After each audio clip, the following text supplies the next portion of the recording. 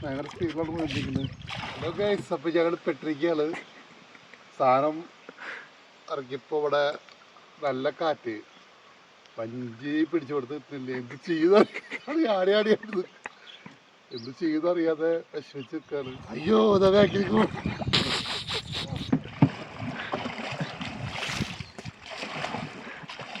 ഞങ്ങൾക്ക് പോകേണ്ടത് അങ്ങനെയാണ്. തൽക്കാലം ഇവിടെ എത്തിയിട്ടുണ്ട്. വണ്ടി വിട്ട് ഇതിനെ നടന്നു പോകണമെന്നുള്ളതാണ് ഇപ്പോൾ ആലോചിച്ചിരിക്കുന്നത്. ഇതിപ്പോൾ കര കയറാൻ ഒരു മാർഗമില്ലാത്ത അവസ്ഥയിലായില്ല. കാറ്റ് കാരണം നമ്മുടെ കര അതാണ്, പക്ഷെ അങ്ങോട്ട് പോകില്ല.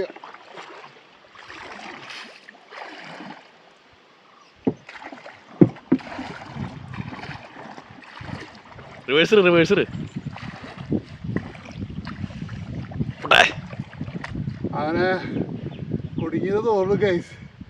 നീന്തി പോകാനാണെങ്കിൽ ഇപ്പോൾ കയ്യിൽ ഫോണുള്ള കാരണം എന്ത് വേണ്ടത് നടത്തില്ല. ഇപ്പോൾ കുറച്ച് റെസ്റ്റ് എടുക്കാം, ഇതിൻ്റെ ഇഷ്ടത്തിന് പോട്ടെ. ഞങ്ങളുടെ ദൗത്യം പൂർത്തീകരിച്ച് ഞങ്ങൾ കരക്കടിഞ്ഞു. ഒരുപാട് സമയത്തെ പരിശ്രമം കൊടിഞ്ഞു ഇരിക്കുന്നതിൻ്റെ സെറ്റപ്പ്. ഇതിപ്പോൾ എങ്ങനെ പോകണമെന്ന് വെച്ച് കഴിഞ്ഞാൽ ഇത് നാച്ചുറലി ഉണ്ടാവുന്ന ഒരു കാറ്റിൻ്റെ ഫലമായിട്ട് ഓട്ടോമാറ്റിക്കായിട്ട് പോകണതാണ്. സംഭവം അത്യാവശ്യം ഏരിയയും കാര്യങ്ങളൊക്കെ ഉണ്ട്. പോയൊക്കെ തന്നെ ഇവിടുത്തെ കാറ്റിൻ്റെ രൂപം അറിയണമെന്നുണ്ടെങ്കിൽ വെള്ളത്തിൽ നോക്കി കഴിഞ്ഞാൽ അറിയാം നിങ്ങൾക്ക്.